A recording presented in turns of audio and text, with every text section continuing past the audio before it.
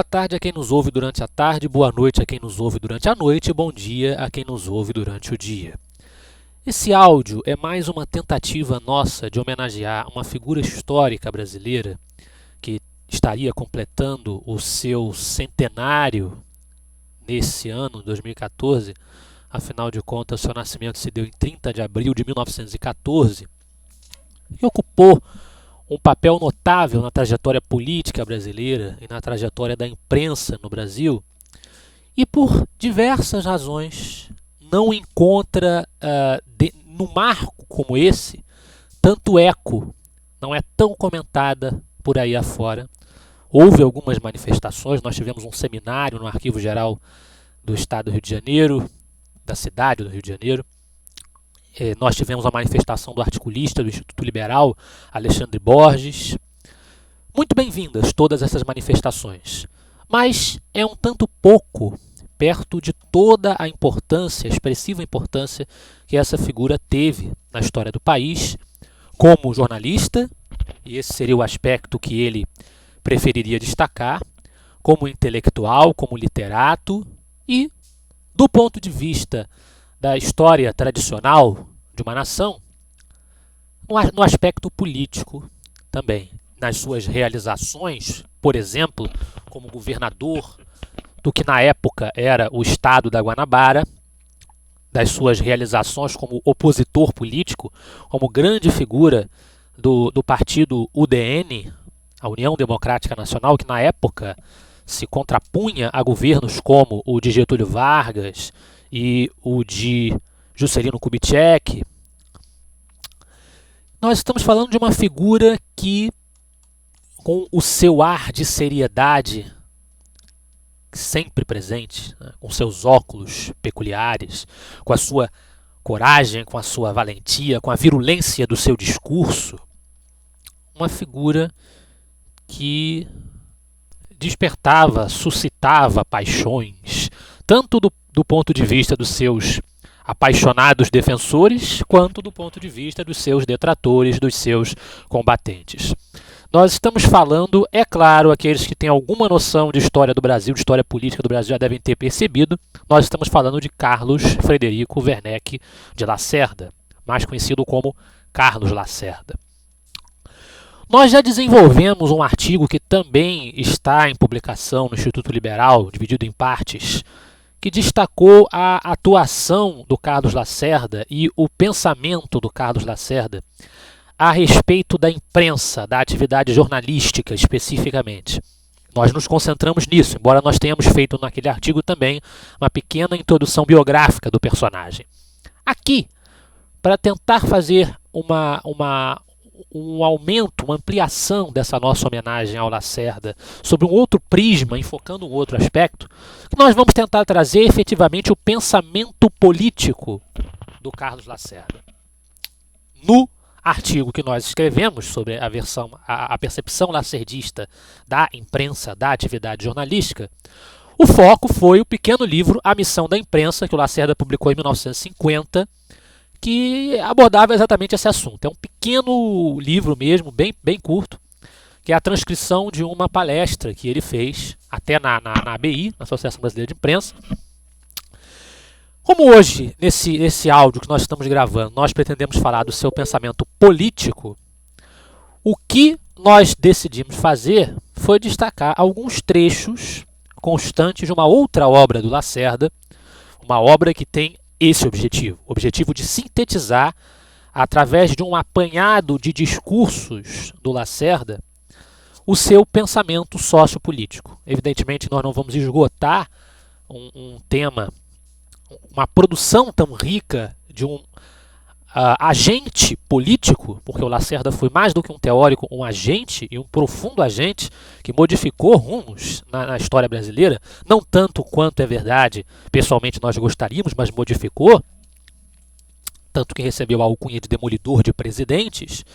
Então nós vamos destrinchar alguns desses excessos, alguns desses trechos desse livro, também um pouco em conjunto com a nova publicação que foi feita também em homenagem ao centenário dele, o livro Cartas, Carlos Lacerda Cartas, que reúne correspondências não apenas sobre política, de 1933 até 1976, enviadas pelo Lacerda, nós vamos destacar alguns pontos desse pensamento que o Lacerda tinha a respeito da política.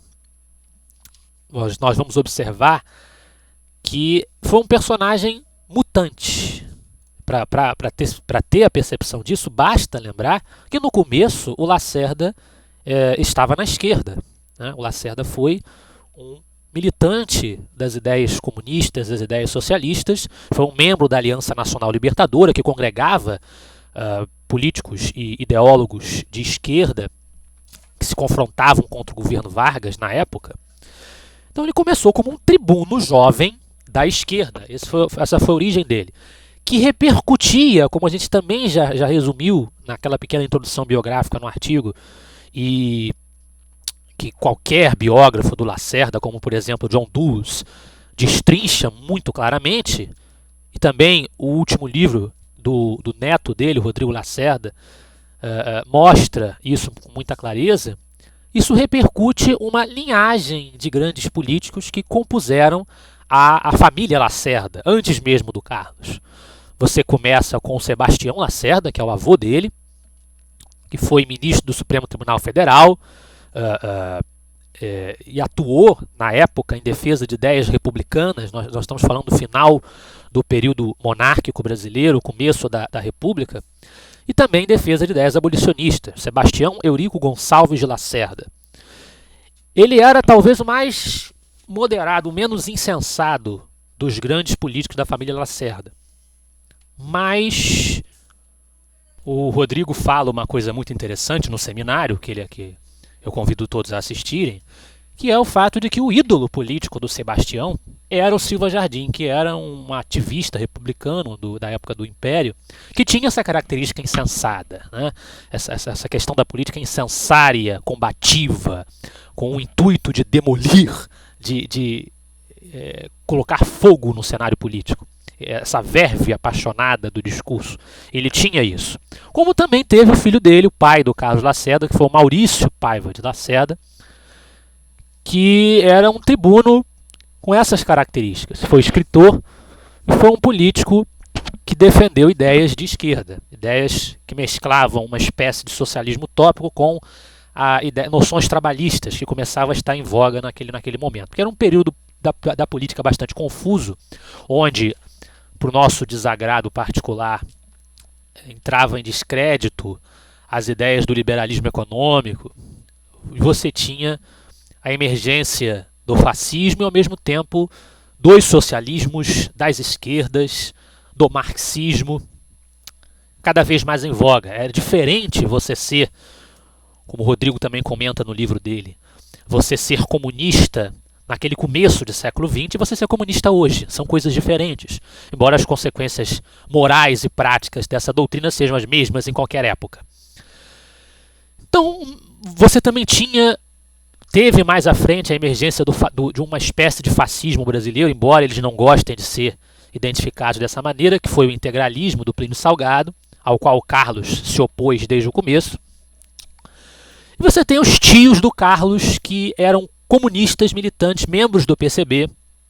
O Carlos Lacerda jamais foi membro do PCB, mas os tios, o Fernando e o... qual é o nome do outro tio? Deixa eu checar aqui rapidinho. Paulo e Eduardo, é isso mesmo. Paulo e Eduardo foram os tios que foram militantes ligados ao PCB. Então Lacerda começa a vida nesse envolvimento com a esquerda, publica artigos defendendo ideias socialistas. Depois, como se sabe, ele rompeu com os comunistas, com o socialismo, com a esquerda, a partir de um incidente durante o governo Vargas, em que, escrevendo para o Observador Econômico e Financeiro, o Lacerda foi convidado a redigir, numa época em que o governo do Estado Novo, que era a ditadura varguista, desejava fazer a promoção das suas realizações enquanto governo. Uma dessas realizações era o combate ao comunismo. Então o Lacerda foi convidado a escrever, consultou, segundo a versão dele, os companheiros comunistas para saber se ele deveria ou não redigir esse artigo, amaciando as coisas para fazer parecer que o comunismo não era essa ameaça toda que parecia ser. O Lacerda aceita esse convite, acaba escrevendo e, ao contrário do que se poderia esperar, os seus companheiros não gostam do resultado e o banem do movimento comunista, apesar de ele nunca ter sido efetivamente um membro do partido. Depois de um tempo, o Lacerda se converte ao catolicismo, se torna católico por influência do Gustavo Corsão, que era um intelectual católico conservador bastante conhecido, e acaba se bandeando para o outro lado da história. Cria-se um partido que ele toma parte, tem grandes nomes além dele, como por exemplo Afonso Arinos, que tem aquele famoso discurso na época, em 1954, durante a queda do Vargas, no governo constitucional do Vargas, em que ele chama o governo do Vargas de estuário de lama e sangue, uma cena que foi até reproduzida no filme recentemente lançado, o Getúlio.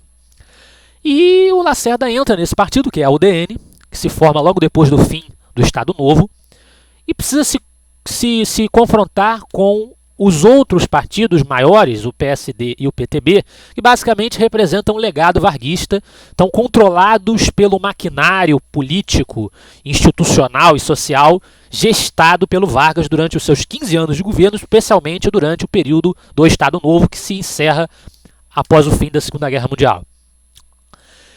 Então Lacerda, dentro da UDN, ele começa a se articular em oposição ao Getúlio, faz uma oposição ferina ao Getúlio, acontece o famoso atentado de Toneleiros, né, que o Major Rubem Vaz protege o Lacerda, acaba tomando um tiro e ferido mortalmente, o Lacerda não, e o Lacerda faz uma campanha maciça contra a família Vargas em razão desse atentado, ao fim do que, todo mundo sabe, o Getúlio Vargas se suicidou. O Lacerda depois faz uma oposição ao Juscelino, acaba sendo exilado, depois do 11 de novembro, o movimento do Marechal Lott, enfim, todo mundo conhece essa história. Quem não conhece, nós sugerimos que consulte as fontes biográficas, que não é o foco do nosso áudio.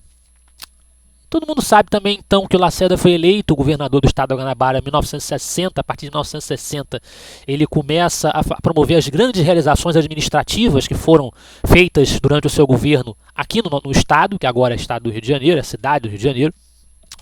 O túnel Rebouças, por exemplo. Ele também milita muito no campo da educação, com a lei de diretrizes e bases que ele propõe. Enfim, é um período muito rico que merece também as suas análises. Também há um livro sobre isso, chamado Lacerda na Guanabara, que mostra como é que foi esse governo. Esse seminário que foi feito pelo Arquivo Geral tem esse mesmo tema, tem esse mesmo mote. Então há fontes de consulta ricas o suficiente para que se investigue esse período, essa atuação do Lacerda na construção do Rio de Janeiro moderno, com a influência e o legado que ele deixou institucionalmente sobre esse aspecto, para quem quiser investigar isso. Depois ele participa do movimento de 64, 31 de março de 64, que derruba o João Goulart e instala-se o regime militar.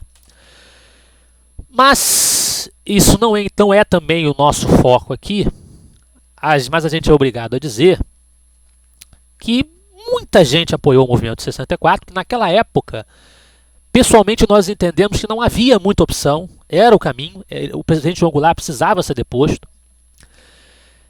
Mas o movimento militar que se estabeleceu, que prevaleceu depois daquilo, estabeleceu-se depois, sobretudo, o Castelo Branco, com Costa e Silva, com Médici, com Geisel, era um movimento de uma facção militar que tinha uma influência muito forte, muito cristalizada do positivismo, do ponto de vista político. E isso inaugurou uma época de forte intervenção do Estado na economia, muito semelhante, aliás, sobre esse aspecto, ao que foi feito pelo próprio Vargas. O Lacerda se opõe a esse regime, ele não deseja que o Brasil se submeta a uma ditadura militar provinciana, rasteira. Ele quer realmente promover o avanço do país. Então, ele se coloca contra os militares, acaba sendo preso e caçado pelo AI-5, 1968, faz até uma greve de fome na prisão. Nós ainda vamos retornar a isso ao final do nosso áudio.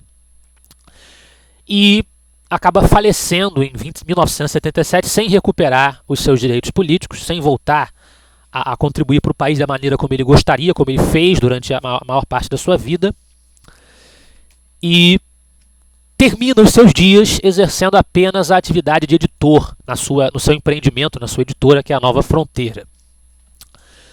Então vamos lá. Como nós dissemos, esse áudio vai discutir alguns trechos do Poder das Ideias. O que nós vamos encontrar no Poder das Ideias, que nós vamos condensar nesse áudio, são algumas partes que demonstram um grosso de princípios, de percepções, que poderiam sintetizar uma visão mais consolidada do Lacerda a respeito da política. Porque, como nós já dissemos também, a trajetória do Carlos Lacerda é extremamente mutante e extremamente enredada no jogo político, como não poderia deixar de ser. Então, ele muda de posição, ele muda de opinião com alguma facilidade, que muitos não teriam, por realmente julgar que aquilo seria o mais adequado para aquela circunstância e por realmente amadurecer os seus pontos de vista. O que para nós não é nenhuma mancha, muito ao contrário. Não se deve ter compromisso com o erro. Essa é até uma frase, se não me engano, do Juscelino Kubitschek, o adversário político do Lacerda, com o qual ele se junta na formação da Frente Ampla, também com João Goulart. Então, nós vamos fazer um apanhado sintético de cada um dos artigos do Poder das Ideias, que na realidade são discursos do Lacerda em que ele aborda os mais diversos assuntos. Esses discursos estão compreendidos ao final do livro nós podemos ver as datas de cada um, eles estão compreendidos entre 1962, primeiro é de 24 de novembro de 62, e aí você tem também até setembro de 62, basicamente. Mas eles não estão numa ordem cronológica. Você tem alguns artigos de 61, né? Aqui também tem artigos de 61. Então, na verdade, é de 60 até 62. Você tem artigos entre 1960 e 1962. Todos são depoimentos, discursos parlamentares, artigos que o Lacerda redigiu na defesa dos seus pontos de vista. A gente vai perceber que ele mudou de posições e que ele tinha algumas influências, sobretudo do ponto de vista vocabular das expressões empregadas, algumas influências ainda de ideias que a direita que hoje se organiza no Brasil, que hoje cresce no Brasil, ainda timidamente, mas que nós temos visto um movimento muito interessante nesse sentido, algumas ideias que essa direita rejeitaria. Mas a gente precisa levar em consideração o ambiente político do Brasil, que era muito diferente, o que se reflete em algumas opções de retórica que são adotadas pelo Lacerda nos textos dele, que hoje um liberal ou um conservador dificilmente adotaria. A gente precisa entender essa questão de contexto para não cometer injustiças no julgamento e não deixar de lado toda a riqueza da contribuição que esse conteúdo nos pode oferecer, independente disso. Nós destacamos alguns trechos, nós vamos observando que vão nos ajudar a mostrar como isso é verdadeiro. Uma primeira passagem que nos parece muito interessante é aquela primeira página do livro, é uma mensagem que o Lacerda dirige ao leitor, em que ele nos diz o seguinte: alguns têm nos censurado o que lhes parece excessiva preocupação com o comunismo. Parece-lhes talvez que não nos devamos preocupar com um movimento que já tomou conta de grande parte do mundo. E há imbecis, assim como espertalhões que ainda ousam fazer crer que o problema do comunismo é unicamente questão de mais ou menos feijão. Sociologia de burguês bronco ou de economista subdesenvolvido. Talvez seja melhor dizer-lhes o que realmente temos em mente. O comunismo é um grave problema brasileiro exatamente porque os comunistas são, no grupo dominante no Brasil destes dias, a única força que sabe o que quer e para onde vai. Então, o que o Lacerda está dizendo nesse trecho, e ele vai repetir em alguns outros pontos do livro, ele já está introduzindo o problema do economicismo. E o Lacerda está longe de ser uma pessoa, um político que tenha sido contrário à importância fundamental da concepção econômica, da convicção econômica no arranjo político. De forma nenhuma, não é isso que ele está dizendo. Mas ele introduz a verdade de que o conteúdo político, a reflexão política, ela não pode se restringir à questão econômica. A economia não é a chave para a interpretação da realidade, absolutamente. Ela não é a chave do conhecimento do homem. Nem tudo se reduz à economia. Então o economicismo que a gente vê nos marxistas, em muitos marxistas, e que alguns conservadores querem ver, pessoalmente eu concordo, em certos liberais mais radicais, certos libertários radicais, o Lacerda já estava antecipando esse problema nesse texto com que ele introduz o livro. Isso não é uma novidade dos nossos tempos. Já houve quem tivesse atentado para esse problema antes. O segundo texto que consta do livro é o Manifesto pela Reforma Democrática.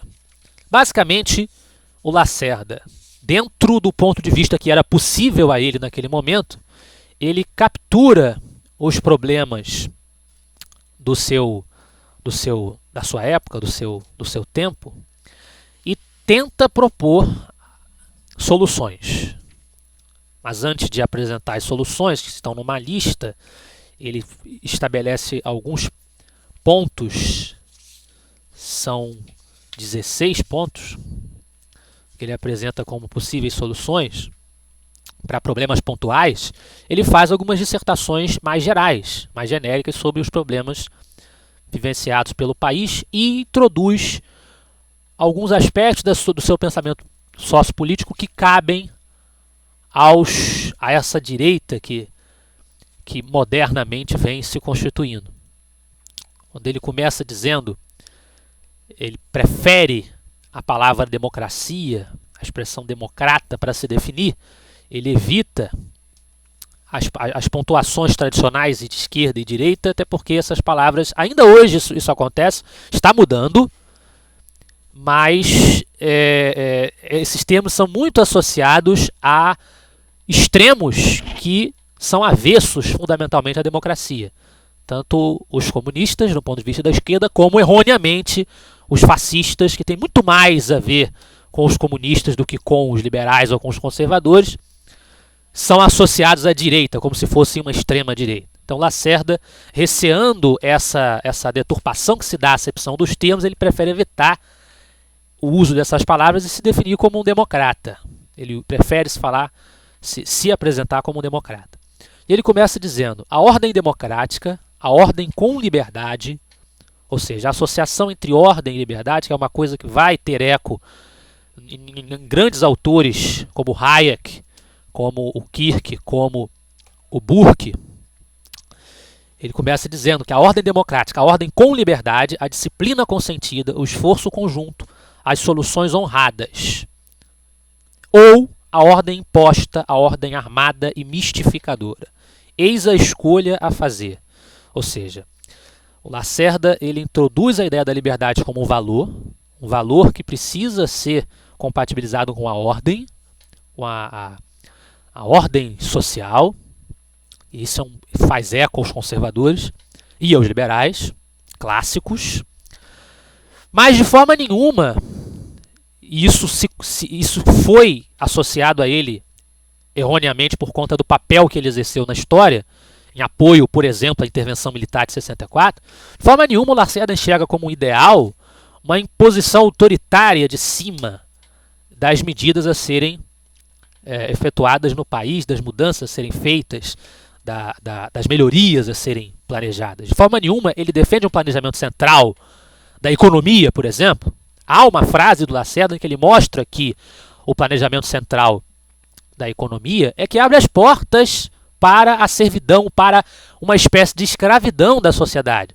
Então, é a mesma coisa que o Hayek vai dizer no Caminho da Servidão, embora economicamente eles não tenham plena concordância. A gente vê no material do Lacerda que ele ainda fez algumas concessões a percepções econômicas mais estatizantes, um pouco mais estatizantes do que hoje liberais e conservadores em geral defendem. O que não é uma grande mancha, voltamos a dizer, se nós considerarmos o contexto que ele viveu, um contexto de muito mais lentidão na difusão de informações, de ideias do que hoje, e se há divergências entre liberais e conservadores hoje, numa direita muito incipiente que começa a se reestruturar no Brasil, que dirá em relação a um personagem histórico num momento muito diferente do atual. Então, isso não pode significar que nós rejeitemos as contribuições que ele nos pode trazer como referencial nacional de um pensamento liberal conservador para os dias de hoje. É esse o ponto que nós não podemos ignorar. Então, mais à frente, o Lacerda vem nos dizer que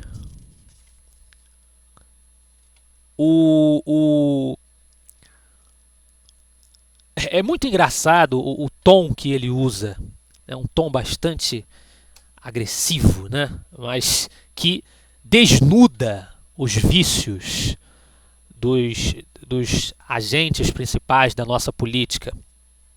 Ele diz: o famoso gênio brasileiro para a solução pela tangente, o jeito, nosso jeitinho brasileiro, para contornar crises, não é senão o outro nome do horror à responsabilidade, do temor de enfrentar a realidade e resolver francamente, decididamente, os problemas postos perante os responsáveis pela sorte da nação. Então, paremos com demagogia, paremos com o adiamento das medidas que precisam ser tomadas. Vamos agir, vamos fazer o que precisa ser feito. Lacerda sempre chama a ação. E aí ele começa a sua lista de sugestões. Elas não são todas atraentes para o que seria o movimento liberal conservador de hoje. Algumas não seriam de muito agrado.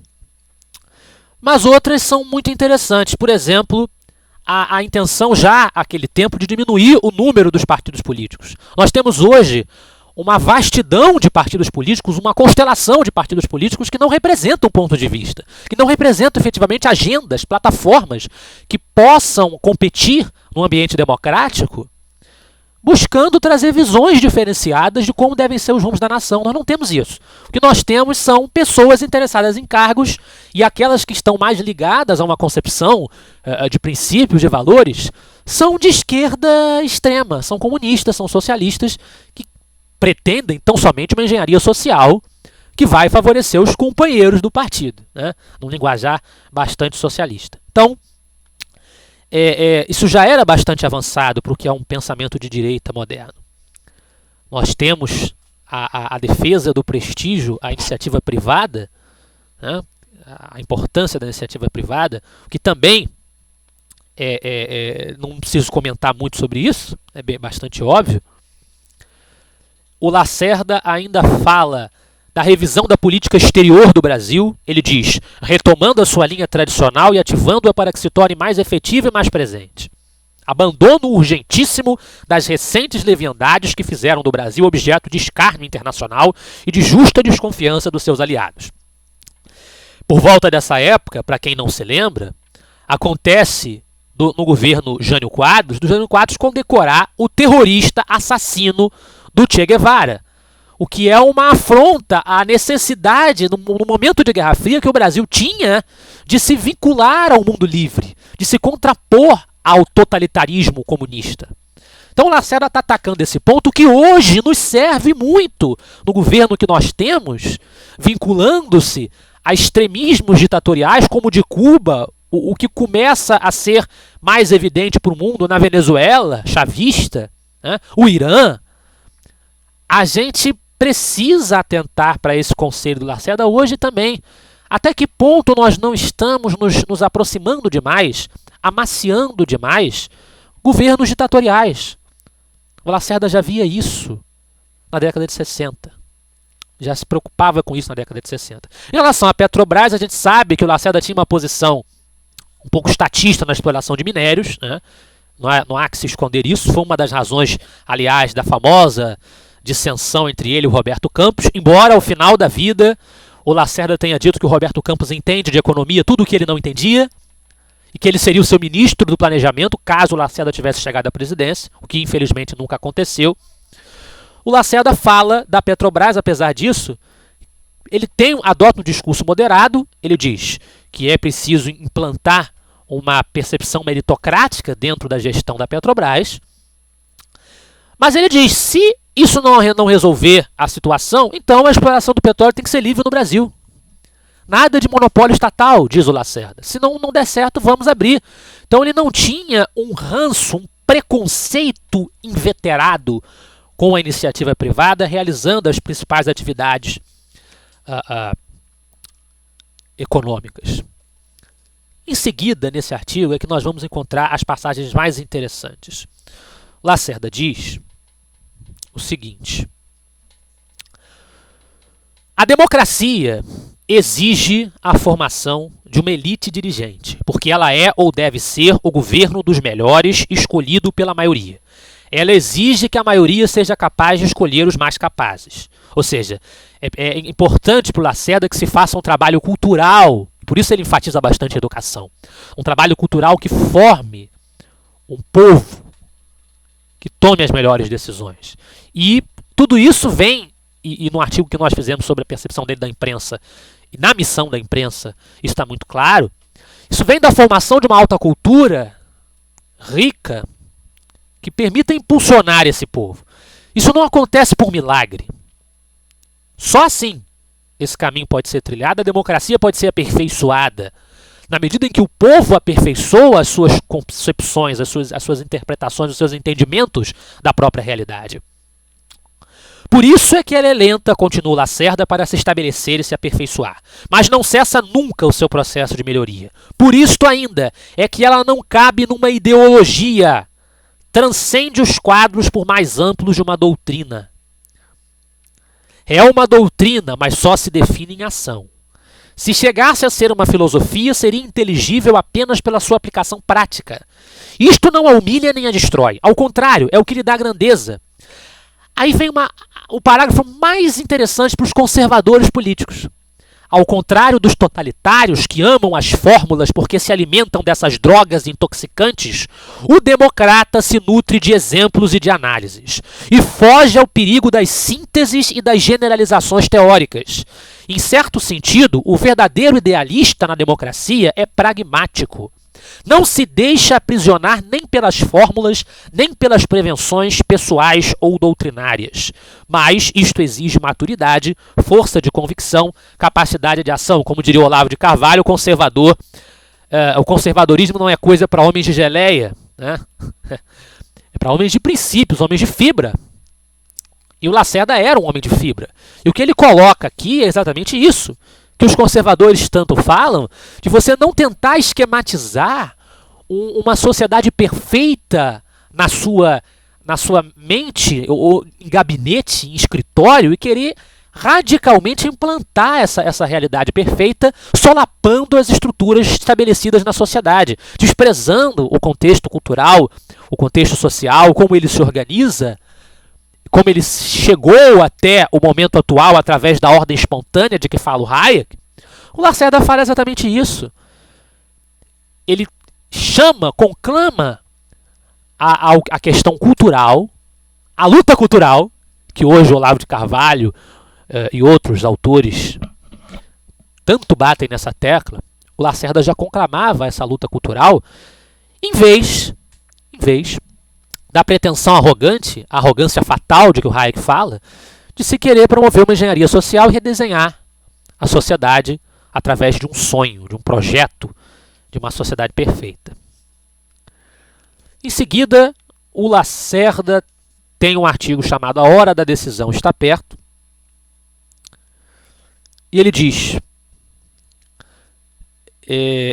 o quanto ele sofre ataques injustos, ele reclama dos ataques que ele vinha sofrendo, é basicamente esse o tema do artigo, e também traz mais algumas sugestões de caráter econômico que não nos interessam tanto nesse momento. Mas já começa a destacar nesse artigo a defesa do direito de propriedade. Ele louva o direito de propriedade. O direito de propriedade para o Lacerda é o fundamento na sociedade e como tal, ele adota um discurso precisamente conservador, porque o conservadorismo defende a propriedade privada e o liberalismo clássico também. Então, basicamente, é o que ele comenta. O Lacerda, esse artigo não é realmente tão interessante para nós, porque ele basicamente difunde a interpretações mais pragmáticas, mais do momento, as necessidades do momento. Mas aqui a gente vê, por exemplo, Lacerda dizer: a chamada política independente colocou o Brasil na maior dependência que ele até hoje se viu reduzido desde o tempo da colônia. Nunca este país foi tão isolado, tão comprometido e tão ameaçado. Nunca o Brasil foi tão levianamente apresentado perante o mundo como uma nação que não sabe onde estão seus próprios interesses e não reconhece mais os seus antigos ideais. Isso o Lacerda fala com referência à política externa, com referência às relações internacionais do Brasil. Mais uma vez, não tem isso plena aplicação no momento de hoje? Não tem? Não para por aí. Lacerda vai falar também contra a tutela dos sindicatos. A gente sabe que o governo Vargas promoveu isso, a gente sabe que o governo do PT promove isso, a gente sabe que a esquerda e os populistas, os socialistas em geral, têm essa lamentável estratégia de ficar cooptando os sindicatos. Então ele clama por um sindicalismo livre, ele clama pelo fim dessa situação. E diz: só há uma atitude capaz de restituir ao Brasil a esperança e a confiança. Essa atitude é a de um idealismo realista, isto é, a de quem, para realizar o seu ideal democrático, se dispõe a dar exemplo de honesta conduta, de reta intenção, de sincera disposição de servir, conhecendo as dificuldades para poder removê-las. Uma atitude de governantes capazes de dizer sim sempre que possível, mas dizer não sempre que necessário. É preciso menos declarações de amor febril pelo povo e mais provas de sincero respeito pelo povo. Como diria o Edmund Burke, nem sempre aqueles que fazem mais barulho em favor do povo são aqueles que realmente querem o bem do povo. Declaração precisamente conservadora, precisamente sensata, não ideológica, não abstrata demais, né? E profundamente moral.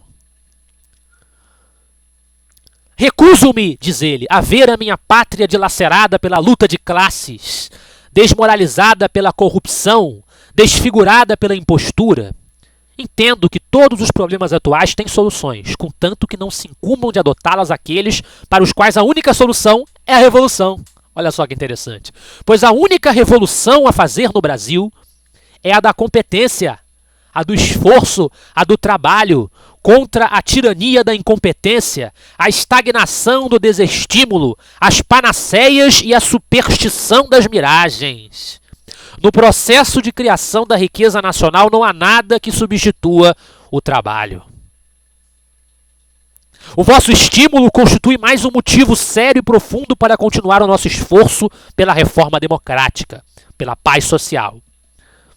Pela combinação incessante e crescente entre a ideia e a ação, entre as palavras e os atos, entre o amor à pátria e o valor de contar com alianças fundadas na tradição do passado e na visão larga sobre o futuro, sem ressentimentos pessoais nem pretextos ideológicos. Mais claro impossível. Mais claro impossível. O Lacerda, ele de fato era um político que estava integrado com percepções bastante ligadas ao liberal conservadorismo, a mentalidade da política da prudência, da política da não abstração exacerbada, da política metódica, pragmática até certo ponto, mas imbuída de valores, de princípios a serem difundidos, a serem personificados pelos seus defensores, a serem vividos, a serem praticados pelo discurso da meritocracia, pelo discurso da iniciativa privada, pelo discurso da liberdade, pelo discurso do trabalho, pelo combate à paralisia institucional dos populismos e dos socialismos da vida. Em seguida, o Lacerda faz um depoimento perante a juventude, que é um discurso que ele faz aos jovens, né? Basicamente aos jovens, falando sobre a juventude, na universidade. E ele diz: a universidade é o lugar em que se preparam os dirigentes da sociedade, lugar comum. Como não repeti-lo se ele ainda não entrou nos hábitos das nossas universidades? Para alguns, a universidade está sendo o lugar em que se preparam não os dirigentes, mas os inimigos da sociedade. Por certo, tem sua graça isto nos países que há tanto tempo têm tantas universidades que se podem dar o prazer de fazer delas o recreio da mocidade, o inferninho de um ativismo pitoresco e provisório. Perguntamos, mudou isso? A nossa universidade hoje não continua sendo um antro de ativistas, de pregadores inveterados de fórmulas ideológicas que não servem para coisa alguma no presente, que já demonstraram a sua ineficácia, que já demonstraram a que efetivamente elas conduzem? Ao totalitarismo, à ditadura, à miséria? As nossas universidades não continuam sendo assim? Nós não vemos fatos lamentáveis, ocorrências vergonhosas, tendo lugar nas dependências das universidades públicas brasileiras? Lacerda já não se cegava para essa realidade naquele tempo. Ele mesmo foi parte disso na época da sua juventude, quando foi comunista. Então fala com absoluto conhecimento de causa.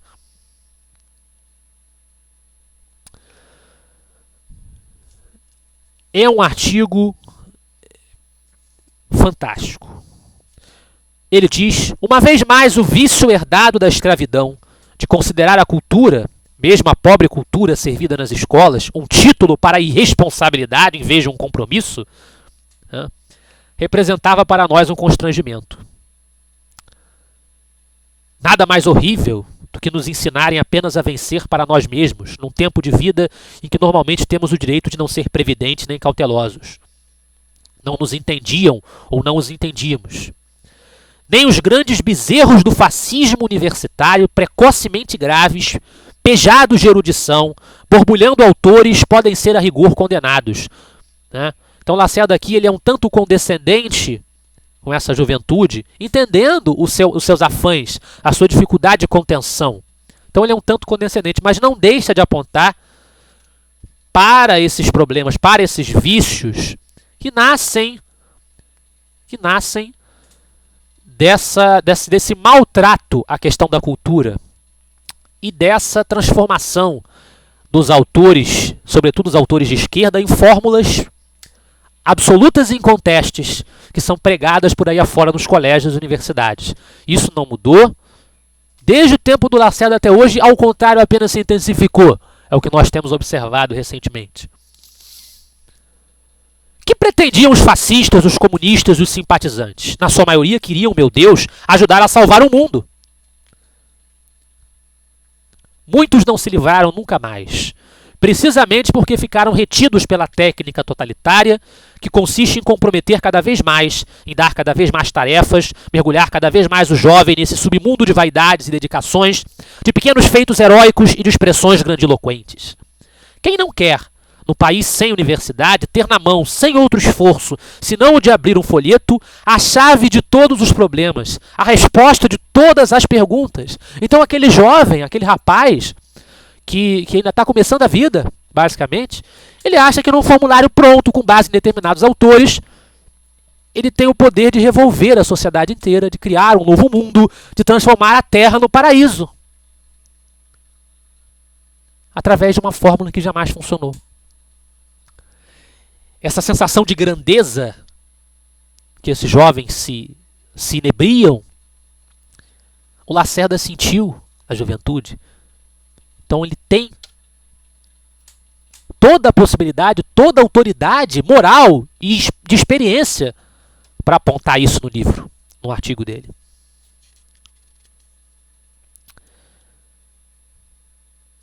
Então, esse artigo basicamente trata disso. Ele vai trazer algumas coisas muito interessantes sobre a percepção que o Lacerda tem da história brasileira, da história política brasileira. E ele diz: começou a mística do técnico que não é técnico. Os economistas já não foram chamados pelo que são, e sim pelo que não são, pois substituem os estadistas. Desenvolveu-se tudo menos o principal fator de todo o desenvolvimento, que é o homem, a consciência do homem, a inteligência do homem. Não admira ver o estatismo triunfante. Se não se preparou o homem para enfrentar e usar o Estado, em vez de ser substituído por ele em sua iniciativa e em sua liberdade. Quando falo de liberdade de iniciativa, ele diz: nos raros indivíduos que, mesmo presumindo-se de esquerda, me fazem a honra de ouvir-me, sem medo de ser convencidos ou de macularem a sua reputação, de conformistas da esquerda, de conservadores da esquerda, de reacionários da esquerda, em suma, de nazistas com sinal trocado, costumo ver um vago sorriso de superioridade. A liberdade de iniciativa a que me refiro não está subordinada a nenhum regime, a nenhum sistema. É a própria liberdade do homem de ser o que é e o que aspira a ser. A liberdade de tentar e de vir a ser. A liberdade com a qual ele nasce, que o totalitário lhe nega, mesmo quando a negativa toma a forma de um convite à libertação total. É a descrição perfeita do discurso de muitos esquerdistas que apresentam à humanidade: isso é a sua libertação. Você vai ser livre se seguir essa fórmula. Se a sociedade for regida e transformada a partir dessa fórmula, todos serão livres. Esse foi o sonho que o Lacerda abraçou na juventude e acordou para a realidade com seu amadurecimento, percebendo que não procede. Percebendo que essa promessa de liberdade é uma ilusão, que ela destrói a liberdade possível, que é uma liberdade ordenada, dentro de um Estado de direito, dentro de um mercado livre, dentro de uma abertura à iniciativa privada, ao empreendimento livre do homem, a sua formação como cidadão, a sua aquisição de consciência cultural. Liberdade total, diz ele, não existe. Não há quem não saiba que o homem nunca será totalmente livre, nem da necessidade nem da angústia, pois quando todos os medos lhe fossem preservados, teria ainda e sempre o medo da morte. Né? Isso aí é uma questão tanto quanto metafísica, nós não vamos entrar nessa seara, mas ele diz: e quanto mais nos empenhamos em saber de onde vimos, mais com tal empenho procuramos saber para onde vamos. Na liberdade relativa, bem diversa da libertação total que os totalitários prometem, é que se formam condições para a democracia. A democracia só é possível, olha que coisa fantástica, onde os homens, em sua maioria, tomam consciência da relatividade das soluções. Do contrário, o que domina é o sentimento, tipicamente totalitário, das soluções absolutas ou absolutistas. A democracia, já se disse muitas vezes, mas é preciso repetir, não é um regime completo e acabado. É um processo que descontenta os que não sabem viver sem opções violentas.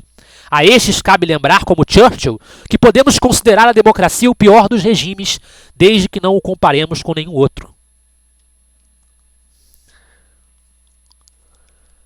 Mas que democracia? Trataram de adjetivá-la, ela degenerou. Aquela democracia, né? Radical, a democracia popular, a democracia bolivariana. Cada um coloca um adjetivo para tentar, a social-democracia, para tentar fazer o receituário de fórmulas mágicas parecer mais atraente, parecer mais libertador. E isso apenas faz com que a verdadeira democracia, aquela que é realmente possível, degenere. Que democracia?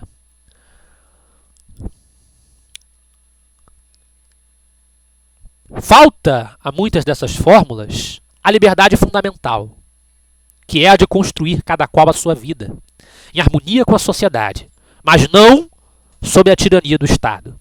O Estado deve ser sempre contido. No caso brasileiro, deve ser ainda mais temido, porque ainda por cima ele é incapaz, por falta de pessoal em condições de dirigi-lo. Então, isso é uma perfeita manifestação em favor daquela democracia liberal que é o caminho possível, um caminho moderado, né?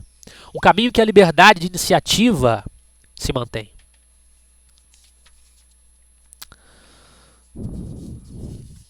Mais à frente, no artigo, o artigo é realmente fantástico, nós convidamos todos a lerem o livro, mas lerem esse artigo especialmente, que de fato ele vai fazer eco com aquilo que nós estamos percebendo que é o discurso a ser urgentemente disseminado no nosso meio. Um discurso que pode melhorar as nossas condições.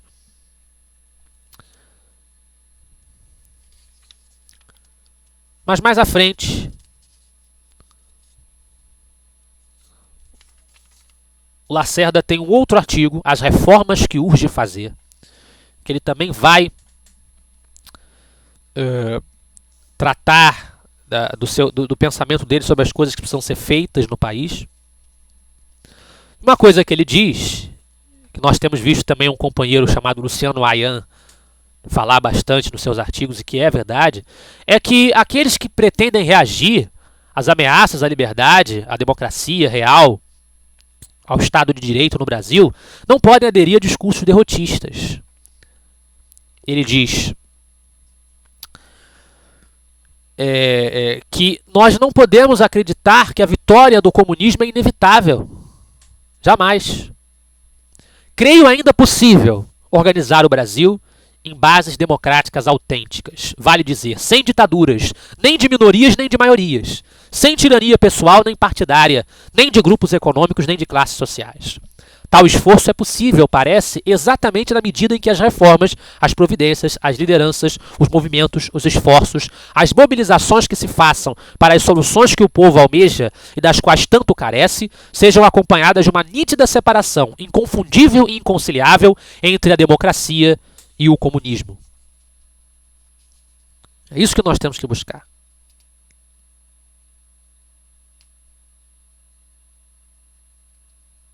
Isso que nós temos que buscar. É desassociar essa ideia do socialismo, do comunismo, como o caminho. A utilização, diz ele, ele começa dizendo, como democratização da vida brasileira, entendo precisamente a disseminação da propriedade e não a estatização da economia. O planejamento administrativo e não a centralização executiva. Aí sim, a utilização da insubstituível liberdade de iniciativa, sem a qual não existe democracia, pois o direito de produzir e de consumir, respeitadas as limitações do bem comum, é tão inerente à democracia quanto o de falar e o de votar, que também comportam limitações ditadas pelo bem comum. Pode haver Estado rico, mas não há povo próspero onde se nega ao povo e somente ao Estado se permite o direito de prosperar. A descentralização administrativa, a formação de partidos políticos com programas, a reorganização do executivo, do legislativo e do judiciário para que esses poderes deem mais rendimento no seu trabalho. A valorização do histórico instrumento de unidade de progresso que é a federação neste subcontinente que é o Brasil, parecem-me ponto de partida das reformas de base. Igualmente, a condição delas, de sua execução com êxito, a recuperação da confiança pública na integridade dos executores, na correta aplicação dos recursos postos à sua disposição. Perguntamos, isso não continua rigorosamente atual? Não continua rigorosamente atual? O artigo seguinte do Lacerda no livro é o Trabalhador Sem Tutor. Ele vai saudar os trabalhadores, ele defende a existência do sindicalismo, defende a existência, as reivindicações de trabalhadores pelos seus direitos, mas ele denuncia as questões, eu diria, crônicas no Brasil, as associações quase que de prostituição entre esses sindicatos e os partidos políticos. Insensados, então, numa direção lamentável, numa direção viciada. ao confronto com os patrões, com os empregadores, de uma maneira destrutiva que a pouco leva, além de atender, aí sim, aos interesses políticos desses partidos, desses agentes de partidos que se infiltram nos sindicatos. Essa que é a grande realidade. Então o Lacerda faz uma análise do sindicalismo, do seu ponto de vista, uma análise que não está despida de percepções que talvez hoje nós, conservadores e liberais, rejeitássemos. Mais uma vez, volto a falar daquela questão da relação que o Lacerda precisava construir com o jogo político da sua época, da dificuldade dele chegar a certas ideias, que talvez hoje não seja muito mais fácil, com conhecimento de certos autores que nós temos, com a percepção categórica do que foi a realidade de certas medidas, né? E com conhecimento técnico de economia que faltava ao Lacerda sobre alguns aspectos, que abunda em muitos dos economistas de hoje, e até alguns da época, como Roberto Campos, que ele mesmo elogiou ao final da sua vida, depois do desentendimento que eles tiveram no governo Castelo Branco.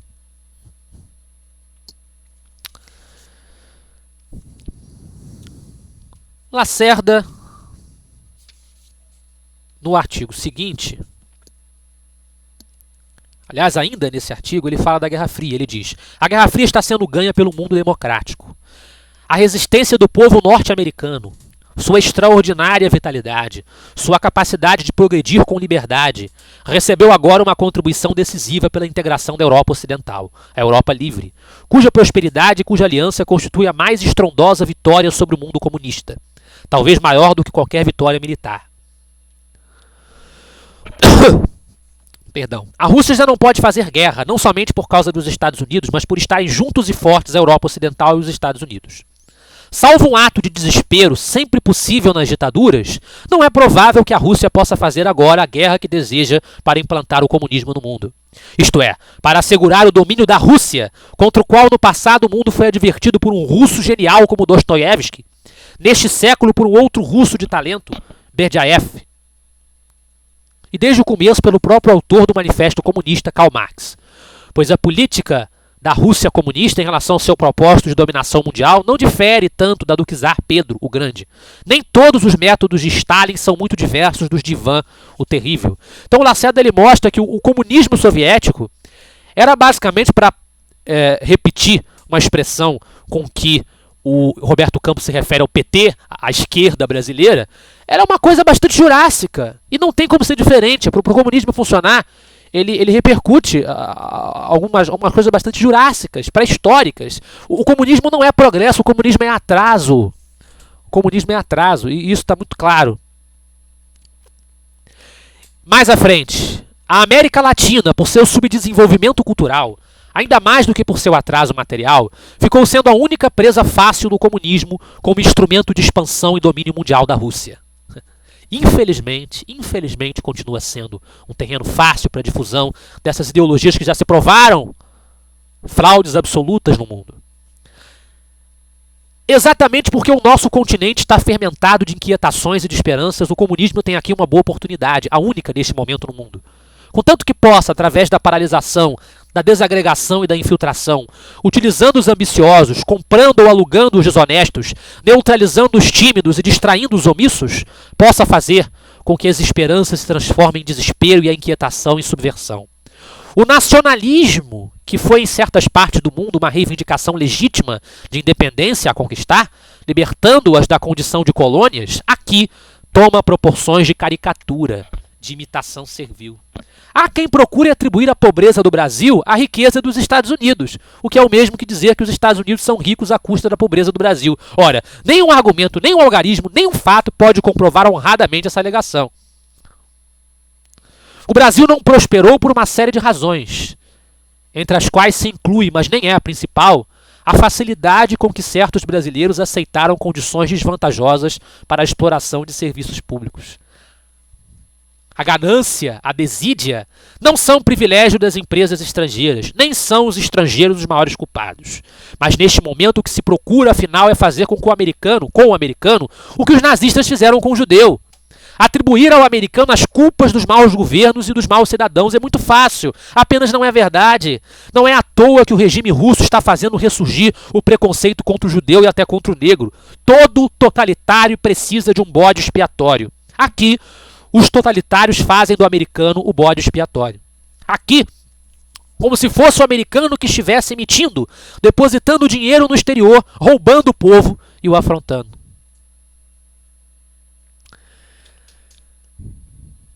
Não nos parece, não lhes parece, ouvintes, algo rigorosamente atual, olhando para as nossas esquerdas hoje, a maneira como elas se comportam, tentando atribuir aos estrangeiros, às nações bem-sucedidas, a culpa pelos nossos atrasos, pelas nossas deficiências, pelas nossas falhas crônicas ou mais ou menos crônicas? Será que pensando dessa maneira nós vamos chegar à solução que nós precisamos? Por incrível que pareça, diz o Lacerda, ainda há quem sustente que não existe o problema do comunismo, e sim o da fome, como se os rapazes da Uni passassem fome e o povo das favelas estivesse bem alimentado. Absurdo que seria apenas lógico se tivéssemos de considerar que na Uni o comunismo graça, enquanto nas favelas, apesar de todos os esforços, o número de comunistas é diminuto. Um entendimento que muitos liberais conservadores hoje sabem perfeitamente.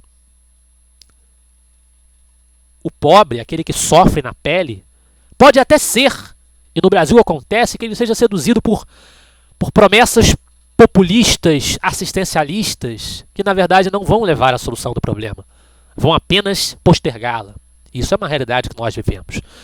Mas o povo não é comunista, o povo não simpatiza com o radicalismo socialista.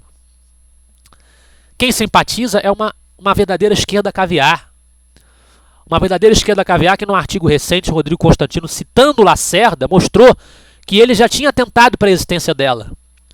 Inclusive criticando, por exemplo, Chico Buarque, que, em que pese o seu talento musical, sua habilidade musical, que não está em discussão nesse ponto, amacia ditaduras como a cubana. Amacia ditaduras como a cubana.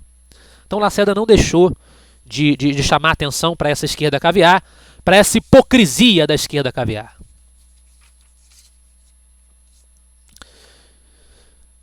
E ele nos mostrou. Uma posição anticomunista é a única que nos dá autoridade para termos também uma posição progressista. E aí progressista não no sentido político de querer promover o progresso concentrando o poder nas mãos de um grupo, mas o progresso no sentido positivo. Desenvolver o país, né? Desenvolver a nação, desenvolver para o bem, né? Fazer o melhor. Houve tempo em que a reação contra o liberalismo burguês levou intelectuais ao fascismo. Alguns dos mais recentes desertores da democracia, inclusive entre os que nos traíram, começaram a sua vida intelectual como admiradores do fascismo. Compreende-se. Como se há de compreender aqueles como nós que, por desprezarem as negaças e incessantes compromissos dos políticos com a iniquidade, a sua indiferença diante da questão essencial do nosso tempo, que é a questão social, a falta da espiritualidade na vida pública, assim como na particular, uma palavra, a secura das ideias e dos sentimentos, chegaram a ver no comunismo uma saída ideal, uma porta para o infinito. Hoje, porém, ninguém tem o direito de se enganar, e desenganado o direito de se calar. 1960, 61 ou 62, eu não sei exatamente qual é o ano desse artigo.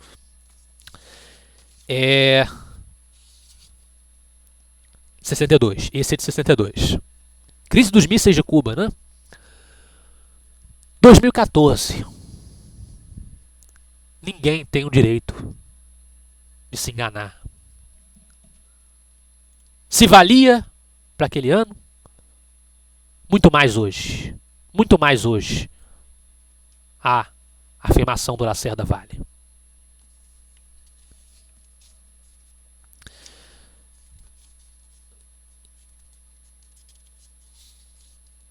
O outro artigo do Lacerda tem um título bastante sugestivo. Função social da livre iniciativa. O Lacerda vem saudando o apoio da livre iniciativa para a recuperação econômica do Estado, da sociedade. E ele faz exatamente a defesa da importância dessa livre iniciativa, que perpassa toda a sua percepção política, perpassa todo o seu discurso. Esse é um artigo que especialmente os liberais e conservadores, defensores do capitalismo liberal, aqueles que entendem a sua necessidade para o desenvolvimento da sociedade de fato, e para a manutenção das liberdades dos indivíduos, deveriam ler. Aqui o Lacerda defende claramente a importância da liberdade de iniciativa. Ele fala que, diante do comunismo, diante desses afãs estatizantes que permeiam as concepções ideológicas na América Latina, em vários lugares do mundo, os homens públicos, diz o Lacerda, foram devorados e incorporados a uma verdadeira legião de zumbis. Zumbis que entravam a criatividade, entravam o empreendimento, entravam a liberdade de iniciativa que permite, possibilita a eclosão desses aperfeiçoamentos, dessas novidades. Então, na realidade, o comunismo representa o atraso, o comunismo representa a prisão do homem, a limitação das suas possibilidades. O comunismo mata essa criatividade. Ele diz: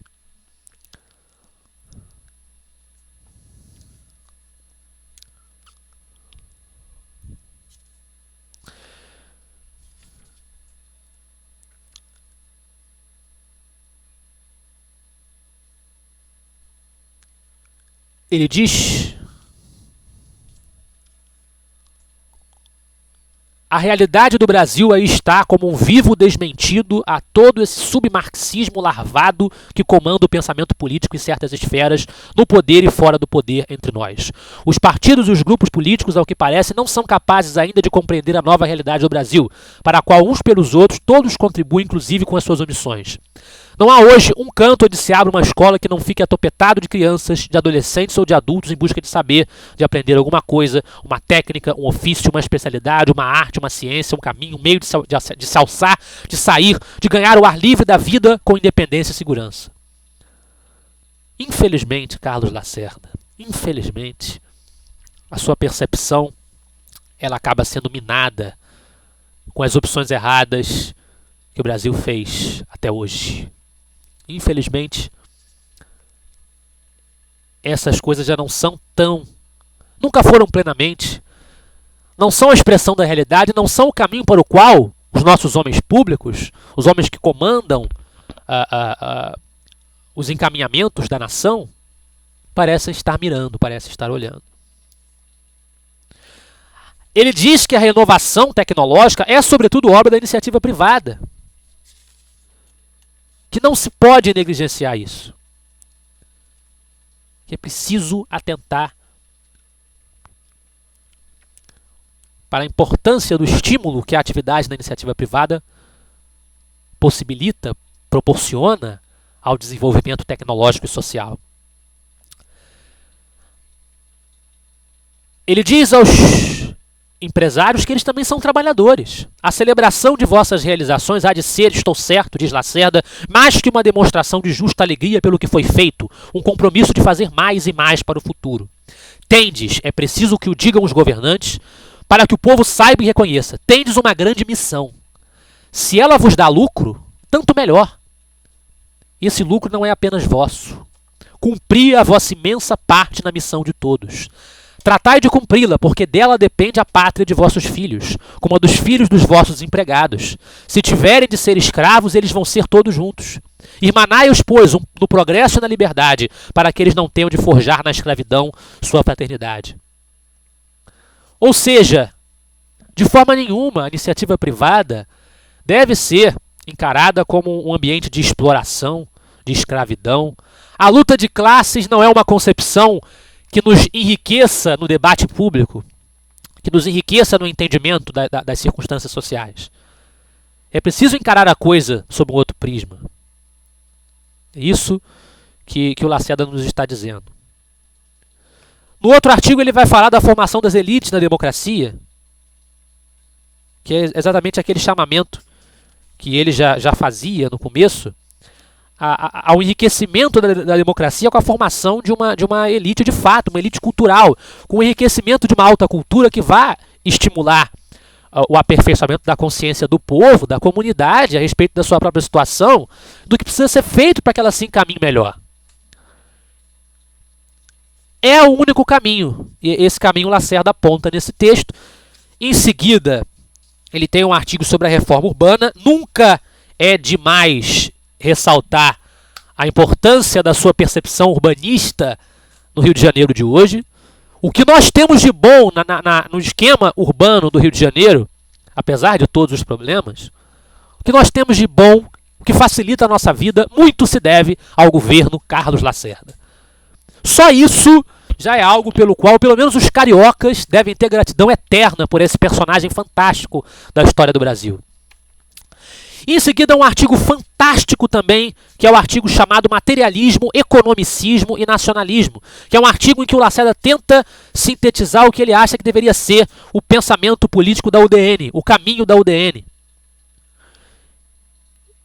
Para sintetizar, esse artigo é provavelmente o mais importante para nós, é por isso que nós vamos encerrar a nossa análise por ele. Depois nós vamos pular para um artigo em que o Lacerda fala sobre Cuba, né, com o qual nós vamos terminar a nossa apreciação do livro, essa breve apreciação sintética de alguns artigos do livro. São muitos mais, a gente já está. Esse áudio vai ficar longo demais. Eu acho que já dá para fazer uma apresentação resumindo essas ideias, sobretudo as que estão nesse artigo e as que vão falar do artigo de Cuba, que também é citado aqui. Mas esse artigo talvez seja a síntese do objetivo do Lacerda no livro, da exposição do seu pensamento político.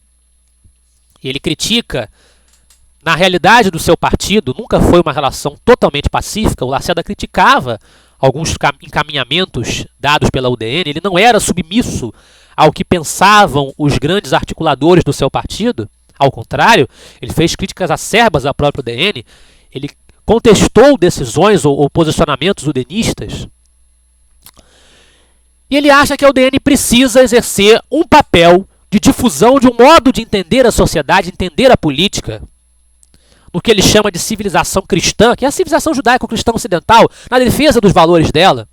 A UDN precisa encampar essa agenda, precisava encampar essa agenda, para que ela fosse efetivamente contra o status quo e não mais do mesmo, na degeneração que representavam os populismos e os comunismos exacerbados nas organizações partidárias brasileiras. Ele diz 3 pontos que a UDN deveria atacar, que são explorados, por exemplo, pelo comunismo. O materialismo na filosofia.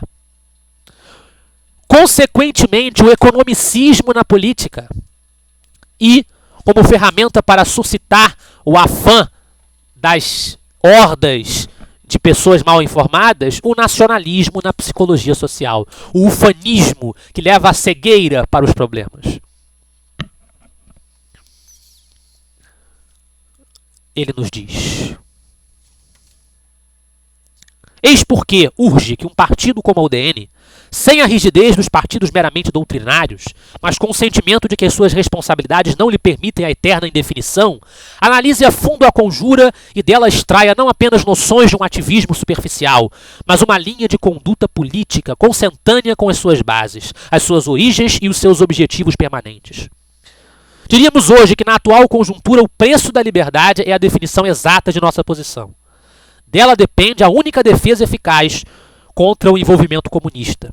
O isolamento dos comunistas pela diferenciação entre os seus e os nossos métodos, entre os seus e os nossos objetivos. O que o Lacerda quer dizer ainda serve para hoje. Não sejamos iguais à esquerda que nós queremos combater. Não sejamos iguais aos estatizantes inveterados, aos utopistas ensandecidos. Sejamos ponderados, sejamos moderados, sejamos racionais, contenhamos o nosso afã, para que nós não façamos como muito se tem visto no movimento de direita que tem nascido por aí, para que nós não façamos uma versão das esquerdas radicais com sinal trocado. Que isso seria o suicídio de uma direita consciente, que é importante no debate público. Esse áudio, evidentemente, dentro da realidade que nós vivemos, ele vai se dirigir mais diretamente a outras pessoas que, como eu, também sejam liberais, conservadoras, que tenham simpatia por ideias de direita. Não vai surtir muito efeito em relação aos esquerdistas, muito embora mesmo eles devessem conhecer a trajetória e o pensamento de uma figura tão importante na história nacional como foi o Carlos Lacerda, não se justifica que se faça silêncio sobre ele por preconceitos ideológicos. De maneira que esse recado é bem mais é a realidade. Realmente quem vai mais dar ouvidos a isso são os direitistas. Quem pode mais dar ouvidos a isso são os direitistas. Então, é a eles que nós nos dirigimos diretamente, mostrando o quanto Lacerda pode ser um brasileiro. Vamos olhar um brasileiro também. Um referencial brasileiro. Nós temos referenciais ricos na nossa história. Eu acredito que os conservadores e liberais têm o papel de restaurar, de resgatar esses referenciais para ajudarem a nos dar um norte hoje, sem recusar as vastíssimas contribuições estrangeiras. Mas nós temos o que olhar no próprio Brasil que nós negligenciamos.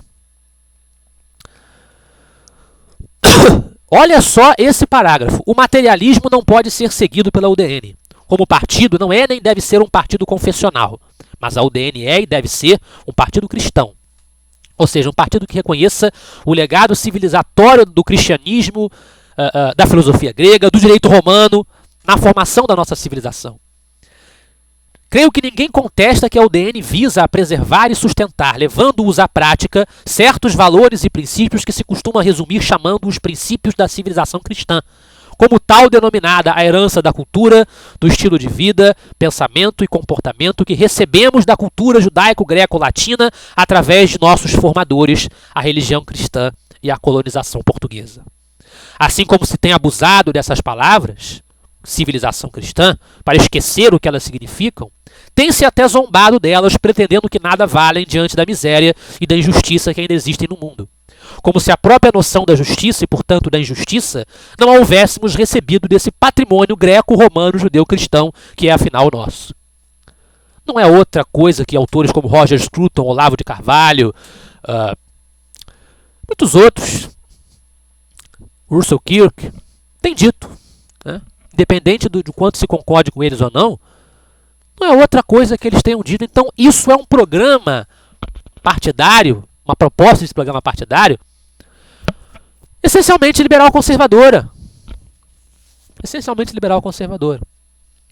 Que fala muito a nossa realidade hoje, as necessidades do movimento de direita hoje. Né? Creio que o nosso partido não pretende afirmar a utopia e parte do sólido princípio de que a miséria e a injustiça existirão sempre no mundo. Assim sendo, o dever de um partido político não é o de desprezar a civilização cristã, porque comporta a injustiça e a miséria, mas sim o de sustentá-la, porque sem ela, a injustiça e a miséria serão sempre maiores e não darão aos pobres e aos injustiçados nem consolo, nem esperança, nem oportunidades. A reforma social que um partido democrático pretende só tem sentido verdadeiramente democrático se partir dos princípios que informam a civilização cristã, a saber, a ideia de uma luta permanente pelo aperfeiçoamento da sociedade e do homem, partindo da humilde certeza de que a perfeição jamais será atingida. Na política prática, deve-se ter essa ideia. Na sua percepção da imprensa, o Lacerda fala alguma coisa muito semelhante a isso. Ele diz que a isenção, a objetividade de um veículo jornalístico, isso nunca será plenamente atingido, mas deve ser sempre buscado. Você deve se esforçar dentro da compreensão desses limites, da necessidade de ser pragmático até certo ponto, consciente da necessidade de ser humilde, de reconhecer as suas limitações. Você deve se esforçar por fazer a coisa certa. E a ideia de que a missão do homem na Terra não se esgota com o pão de cada dia, né? Diz ele. Ele fala da importância. A ideia de que é preciso reduzir quanto possível as diferenças que separam os homens a fim de que eles possam sentir-se irmãos com equivalentes oportunidades para se afirmarem e conquistarem. Por seus méritos ou por suas necessidades, um lugar ao sol. Logicamente, finaliza o Lacerda, a ideia de que a luta de classes e a luta entre nações são incompatíveis com esses princípios, pois as divergências e os conflitos de interesses que existem e sempre existirão podem e devem ser resolvidos pelo entendimento e não pela força, pela compreensão e não pela intolerância, pela valorização do sentido espiritual da vida e não pela negação desta.